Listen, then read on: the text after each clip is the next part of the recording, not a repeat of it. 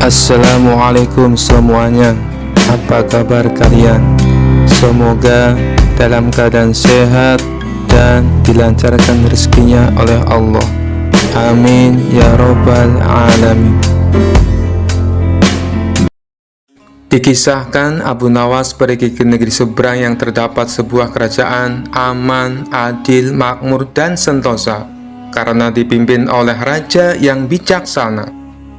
Sang raja sudah memimpin sejak usia muda hingga sekarang. Di masa tua belum pernah digantikan oleh siapapun. Dan rakyatnya tidak pernah keberatan karena raja memerintah dengan adil. Suatu hari raja merasa jenuh. Dia ingin istirahat menjadi raja selama setahun. Namun uniknya tidak menyerahkan posisi raja kepada anak keturunannya, tetapi malah mengadakan sayembara untuk mencari sosok yang pantas menjadi raja. Disebarlah pengumuman ke seluruh negeri. Siapapun boleh menjadi raja, mulai rakyat jelata sampai kaum bangsawan. Tetapi ada dua syarat yang harus dijalani. Syarat pertama, dia akan dijadikan raja selama setahun. Syarat kedua, setelah menjadi raja selama setahun, maka harus diasingkan di sebuah hutan belantara yang dihuni ribuan hewan buas. Syarat pertama tentu saja bukan masalah besar, justru merupakan suatu keberuntungan. Namun syarat kedua membuat orang-orang yang berhasrat menjadi raja akan berpikir dua kali, karena semua orang tahu seperti apa hutan belantara yang penuh dengan binatang buas. Karena itulah sayembara tersebut belum ada yang berani mengajukan diri menjadi seorang raja. Akhirnya datang seorang pemuda yang menyatakan kesanggupannya menjadi raja dan menerima dua syarat tersebut. Pemuda ini sebenarnya adalah pemuda biasa yang ingin merasakan bagaimana nikmatnya menjadi raja, karena selama ini ia hidup pas-pasan. Diangkatlah dia menjadi raja, dan mulai saat itu mendapat pelayanan layaknya seorang raja. Harta berlimpah, wanita cantik, makan dan minuman enak, serta fasilitas istimewa lainnya. Tapi sayang, ternyata ketakutannya akan kematian membuatnya tidak bisa menikmati semua itu. 3 bulan pertama dia mulai gelisah, karena umurnya tinggal 9 bulan lagi. 3 bulan kedua, ia makin tidak tenang makan, tidur pun tidak nyenyak. 3 bulan ketiga, dia mulai menyesali keputusannya menjadi raja. 3 bulan terakhir, si pemuda makin stres berat, karena hidupnya tinggal beberapa bulan lagi, dan kesenangan yang dicari selama ini tidak bisa dirasakan. Ketika masa jabatan sebagai raja sudah berakhir, lalu dibawalah dia ke hutan belantara. Tidak butuh waktu lama, terdengar kabar ke seluruh negeri jika pemuda itu tewas dimakan binatang buas. Adanya peristiwa tersebut membuat orang-orang kian enggan melamar menjadi raja. Tapi ternyata masih saja ada pemuda lain yang ingin melamar menjadi raja. Diangkatlah pemuda kedua ini menjadi seorang raja. 3 bulan pertama menjadi raja, ia puas-puaskan berpesta, karena sadar hidupnya tidak akan lama lagi. 3 bulan kedua dan berikutnya, hari-harinya ia habiskan dengan foya-foya dan pesta pora. Bulan berganti bulan, pestanya makin gila-gilaan. Ia sudah tidak peduli lagi pada apapun. Dia hanya ingin bersenang-senang sebelum mati setelah jabatannya sebagai raja berakhir. Lalu dibuanglah dia ke hutan belantara. Tidak berapa lama terdengar kabar bahwa si pemuda kedua tewas diterkam singa. Tubuhnya dicabik-cabik dan jadi rebutan para singa. Peristiwa ini membuat banyak orang melupakan mimpi menjadi seorang raja. Mereka masih penasaran apakah masih ada orang yang cukup bodoh untuk melamar menjadi raja. Suatu hari Abu Nawas mampir ke negeri tersebut dengan tujuan menemui sahabat lamanya yang kebetulan merupakan penduduk di sana. Sesampainya di negeri itu, dengan penuh kehangatan Abu Nawas disambut temannya. Mereka berdua saling melepas kangen satu sama lainnya. Di sela-sela obrolannya, Abu Nawas merasa iba dengan kondisi sahabatnya itu. Ia kini hidup miskin, tinggal di gubuk kecil reot, hanya seorang diri. "Mana istrimu?" tanya Abu Nawas. "Semenjak aku jatuh miskin, ia pergi meninggalkanku," jawab sahabat. "Ya sudah, yang sabar ya. Yang penting kamu jangan tinggalkan sholat. Jangan lupa berdoa kepada Allah agar Allah membukakan pintu rezeki untukmu," tutur Abu Nawas. "Alhamdulillah, aku tidak pernah tinggalkan sholat.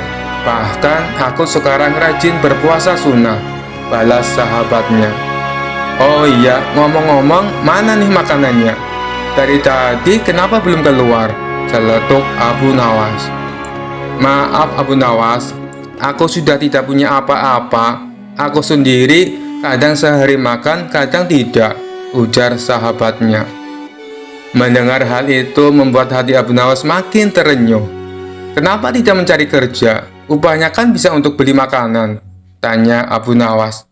"Setiap hari aku keluar untuk cari pekerjaan, tapi belum juga dapat. Mungkin belum rezekiku," jawab sang sahabat. "Kalau mau nekat sih sebenarnya aku bisa. Bahkan aku bisa menjadi raja dan kaya raya. Tapi itu hanya sementara. Setelah itu aku mati diterkam binatang buas di hutan belantara," kata sahabatnya melanjutkan. "Maksudmu bagaimana?" tanya Abu Nawas heran. Kemudian sahabatnya itu memberitahu tentang sayembara yang diadakan rajanya. Mendengar sayembara tersebut, Abu Nawas terdiam sejenak. Tiba-tiba terlintas di benak Abu Nawas sebuah ide yang cemerlang. "Kamu ingin hidup kaya? Aku akan membantumu.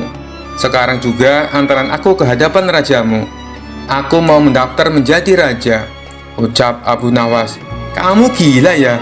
Jangan Abu Nawas, itu sama saja bunuh diri," cegah sahabatnya. "Sudahlah, turuti saja perkataanku," timpal Abu Nawas.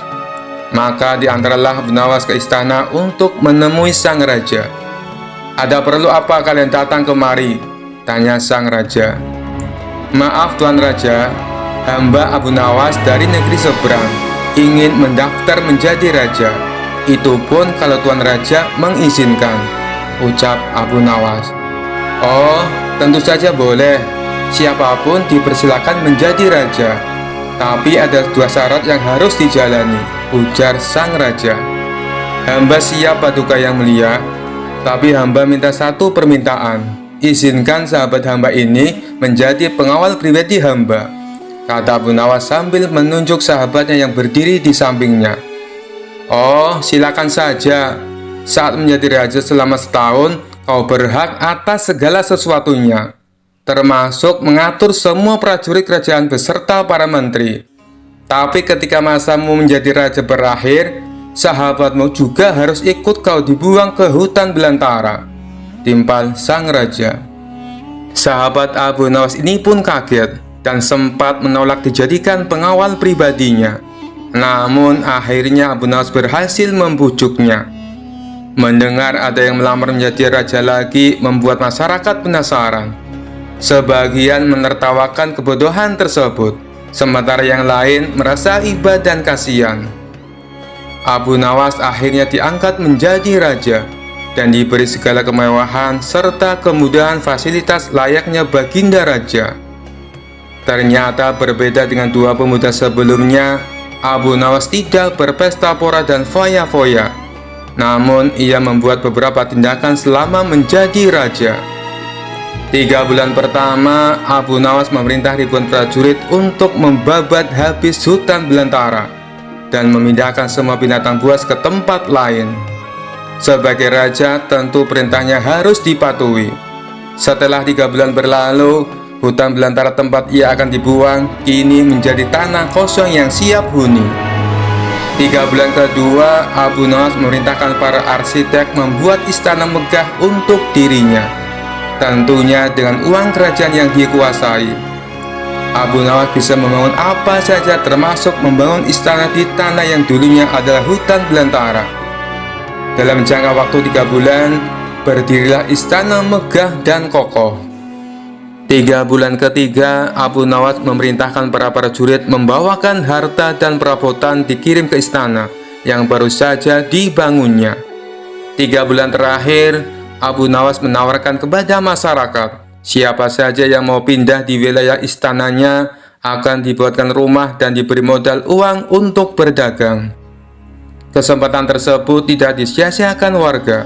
Ratusan orang mendaftarkan diri untuk pindah ke sekitaran istana Abu Nawas. Selama 3 bulan terakhir, tempat yang tadinya hutan belantara kini berubah menjadi pemukiman penduduk. Bahkan di sana Abu Nawas mempunyai istana dengan dipenuhi harta kekayaan. Akhirnya habislah masa jabatan Abu Nawas sebagai raja.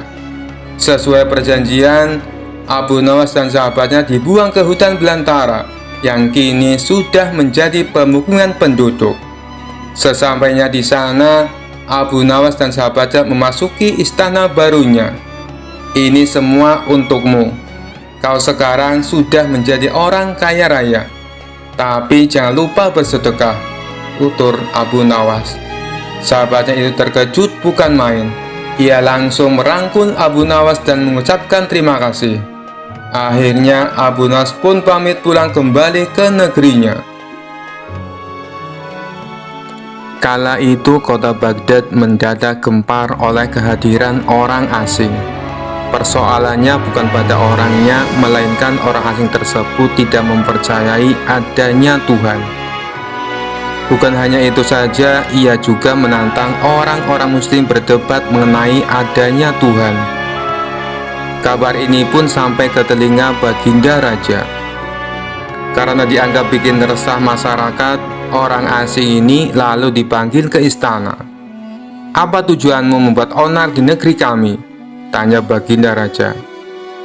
Orang asing ini menjawab, "Untuk apa mengaku bertuhan kalau tidak bisa menjawab pertanyaanku?" Kemudian Baginda Raja bertanya kembali, "Apakah kamu tidak percaya adanya Tuhan?" Dengan tegas orang asing itu menjawab, "Tentu saja saya tidak percaya adanya Tuhan, dan saya juga tidak percaya adanya akhirat." Mendengar itu Baginda Raja sempat terkejut. "Tapi saya dan rakyatku percaya adanya Tuhan. Berarti keyakinan kita berbeda. Jadi jangan ganggu rakyatku," tegas Baginda Raja. "Kalau Paduka Raja percaya adanya Tuhan, bisakah Paduka menjawab 3 pertanyaanku?" tanya orang asing tersebut. "Silahkan," balas Baginda Raja. Pertanyaan pertama, orang Islam meyakini bahwa dunia dan isinya adalah ciptaan Allah. Lalu siapakah yang menciptakan Allah? Bukankah sesuatu yang ada pasti ada penciptanya?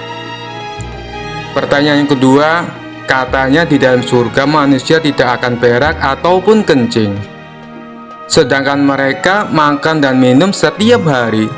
Bagaimana mungkin ini bisa terjadi? Padahal segala sesuatu akan dimasukkan pasti akan keluar, entah itu dengan bentuk yang lain. Dan pertanyaan ketiga, orang Islam meyakini kalau setan terbuat dari api. Tapi katanya setan akan disiksa dengan api neraka. Mana mungkin api bisa menyakiti api?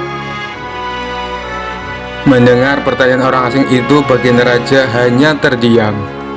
Bisa saja ia menjawab berdasarkan hadis dan Al-Quran. Tapi karena yang dihadapi adalah orang yang tidak percaya Tuhan, maka dijawabnya harus dengan logika.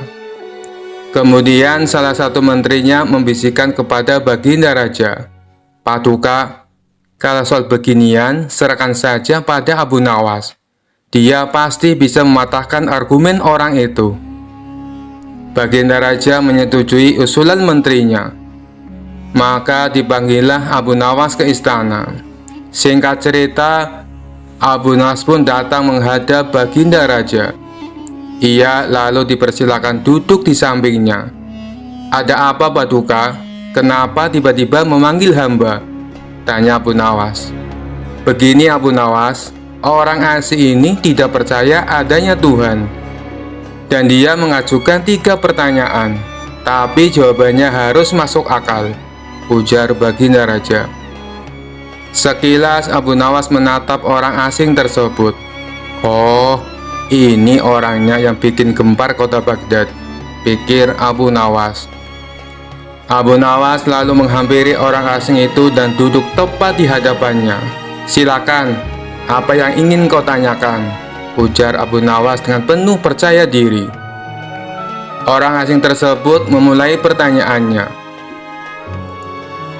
Anda sebagai seorang muslim tentu percaya bahwa segala sesuatu baik yang terlihat maupun tidak terlihat pasti ada yang menciptakan. Ya, tentu saja. Saya percaya, jawab Abu Nawas. Sekarang saya mau bertanya, siapakah yang menciptakan alam semesta dan seisinya? Tanya orang asing tersebut. Yang menciptakan alam semesta dan seisinya adalah Allah, Tuhan saya, jawab Abu Nawas. Oh, baiklah. Lalu siapakah yang menciptakan Allah? Bukankah tadi Anda mengakui bahwa segala sesuatu baik yang terlihat maupun tidak terlihat pasti ada yang menciptakan? Tanya orang asing itu kembali. Sejenak Abu Nawas terdiam. Ia pun lalu berkata, Anda pasti tahu kalau kami selaku orang Islam mengakui hanya ada satu Tuhan. Kita istilahkan saja Tuhan dengan angka 1. Sekarang gantian aku yang bertanya. Angka 3 berasal dari angka berapa? Tanya Abu Nawas. Angka 3 berasal dari angka 2 ditambah 1, jawab orang tersebut. Tepat sekali. Kalau angka 2 berasal dari angka berapa? Tanya Abu Nawas kembali. Angka 2 berasal dari angka 1 ditambah 1, jawab orang asing itu. Benar sekali. Sekarang, kalau angka 1 itu sendiri berasal dari angka berapa? Tanya Abu Nawas. Orang asing itu kaget dengan pertanyaan tersebut. Ia hanya terdiam tak bisa menjawabnya. Kemudian Abu Nawas berkata kembali, pada intinya semua angka pasti ada awalnya. Entah itu angka 5, angka 4, ataupun angka 10. Dan angka-angka tersebut diibaratkan alam semesta ciptaan Allah. Apabila kamu bertanya, siapakah yang menciptakan Allah? Sama halnya saya bertanya dari mana angka 1 itu ada. Kamu pasti tidak akan bisa menjawabnya, jelas Abu Nawas. Orang itu pun langsung terdiam merenungi kata-kata Abu Nawas. Untuk jawabanmu atas pertanyaanku yang pertama masuk akal juga. Sekarang pertanyaan yang kedua. Kalian sebagai muslim pasti meyakini kelak hidup di surga tidak akan berak dan kencing. Padahal di sana kalian makan dan minum setiap hari. Mana mungkin itu bisa terjadi? Jelaskan padaku, tanya orang asing tersebut. Baik, akan saya jelaskan. Selama kamu dalam kandungan rahim ibumu, tentunya kamu makan dan minum, bukan? Karena menurut ilmu medis, seorang janin memakan sesuatu yang dimakan ibunya. Lalu ketika kamu dalam kandungan ibumu selama 9 bulan, apakah kamu pernah berak ataupun kencing? Untuk kedua kalinya, pertanyaan orang asing itu bisa dijawab dengan mudah oleh Abu Nawas. Baik, jawabanmu masuk akal. Sekarang pertanyaan terakhir. Kalian sebagai muslim pasti meyakini kalau setan terbuat dari api dan neraka juga terbuat dari api. Tapi yang membuat saya heran, katanya setan akan disiksa dengan api neraka. Mana mungkin api bisa menyakiti api? Itu hal konyol yang pernah saya dengar, ujar orang asing tersebut. Bisakah kamu menjelaskannya? Tanyanya kemudian. Sebelum aku menjawab pertanyaan terakhir, aku ingin kita saling berjanji. Apapun jawabannya, kamu tidak boleh marah, pinta Abu Nawas. Tentu saja saya tidak akan marah. Apalagi kalau jawabannya masuk akal, balas orang tersebut. Tiba-tiba Abu Nawas menampar pipi orang asing itu sangat keras. Baginda raja dan orang-orang yang hadir terkejut dibuatnya. Hei, apa-apaan ini? Kalau tidak bisa menjawab, jangan emosi. Apalagi sampai main pukul kayak gini. protes orang asing. Siapa yang emosi? Itu tadi adalah jawaban saya. Apakah tadi kamu merasakan sakit? Tanya Abu Nawas. Tentu saja sakit, jawab orang itu sambil memegang pipinya. Coba kamu perhatikan tangan saya. Bukankah tangan saya terbuat dari tulang dan daging? Begitu juga dengan pipi kamu. Tapi ketika tangan saya ini tamparkan ke pipi kamu, kamu langsung kesakitan. Itulah gambaran sederhana. Kalau api neraka bisa menyakiti setan, setan pasti akan merasa kesakitan, meskipun ia sama-sama terbuat dari api, kata Abu Nawas menjelaskan. Orang asing tersebut lalu terdiam. Ia tak bisa membantah argumen Abu Nawas. Sementara baginda raja dan orang-orang istana kagum atas kecerdikan Abu Nawas. Sekian dulu perjumpaan kita kali ini. Sampai bertemu lagi di kisah-kisah selanjutnya. Terima kasih yang sudah subscribe dan setia menonton channel ini. Wassalamualaikum warahmatullahi wabarakatuh.